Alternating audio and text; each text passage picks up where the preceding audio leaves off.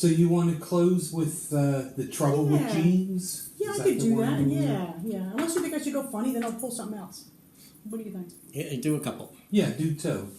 Okay. We'll end funny then. I'll read the serious one first. Okay. This is called The Trouble with Jeans. And it's for my mother and my daughter. And the only thing you need to know is that my mother died of breast cancer.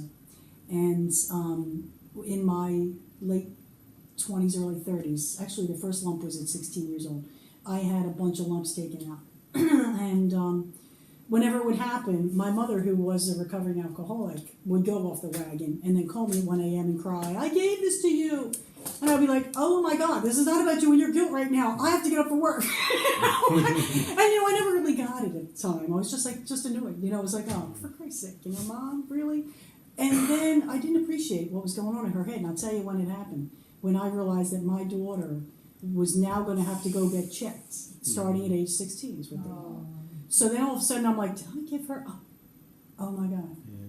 That's where this is from. This is called The Trouble with Jeans for Amy and Emily. When we stand together, there is no mistaking that I am your daughter. Your high cheekbones are mine, the kind that swallow our eyes when we laugh. Dimples big enough to park a car in.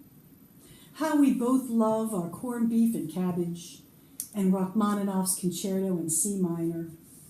How we cringe when a voice fails as it arcs toward the right note, like an IV missing the vein. You say I'm like you, a soft-shell crab, vulnerable, the two of us, all feelings and emotions tumbling out as they happen. When my surgeries began, you cursed yourself, afraid you passed down a dreaded legacy. You shook your fist at the sky. Your apologies fell hard in mounds at my feet. Guilt pulled you inside out.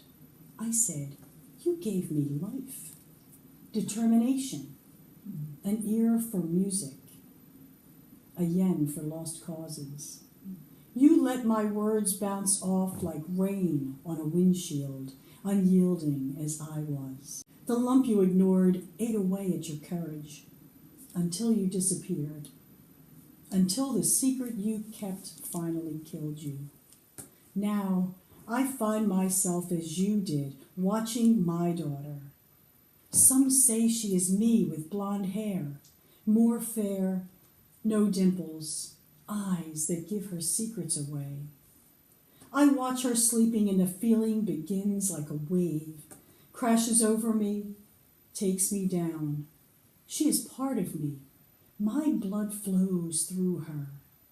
Even now, as I guard over her, I wonder what cells betray her. What genes unwind their coded, lethal messages as we breathe in and out, even as we savor the days. Well, I don't hear you read winning the lottery too much, so okay, go with that one. Okay. You all know where Tinicum is? Mm-hmm. Okay, that's all you need to know. Winning the lottery. The clock clicks from 5:59 to 6 a.m., and here he comes, bursting from his little box on my end table, some morning DJ in mid-babble, yelling about traffic on the Conshohocken Curve, a jackknife tractor trailer, or a jam-up on I-95. I half listen to see if caller number 5 can name 5 birds whose names begin with C, to win a family 4-pack to the Philadelphia Zoo. I silence him with a quick jolt to his snooze button. On mornings like this, it's as if I just went to bed and the ritual begins. The steady cycle of work, sleep, work, broken by the occasional cursing at a morning DJ, an unceremonious slamming of the snooze button that offers me 9 minutes of peace.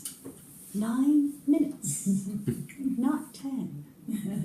What has happened to that extra minute, and why can't I have it? I drift off and dream of hitting it big, mega million lottery big. Not a mere measly 1,000 that's barely enough to keep the wolf from the proverbial door. I'm talking millions here. Money enough to say no, I won't be coming in on Monday. In fact, I won't be coming in ever again. Let me be the material girl who has no worries about electric bills and cell phone bills or the damn price of a gallon of gas. No more borrowing from the credit line when the transmission heaves its last breath at the side of the road. No worries about buying the red dress on the window, the one that would wear like a second skin. So tight if I sneezed, we'd all be wearing it. I've been to one island, and that's Tinicum. Just one town over from the trash to steam plant in Chester, but now I'm off to Aruba, or Ireland, or Italy. Why not? I've got the money. Just then, 9 minutes pass, and I am jolted into an 80% chance of rain.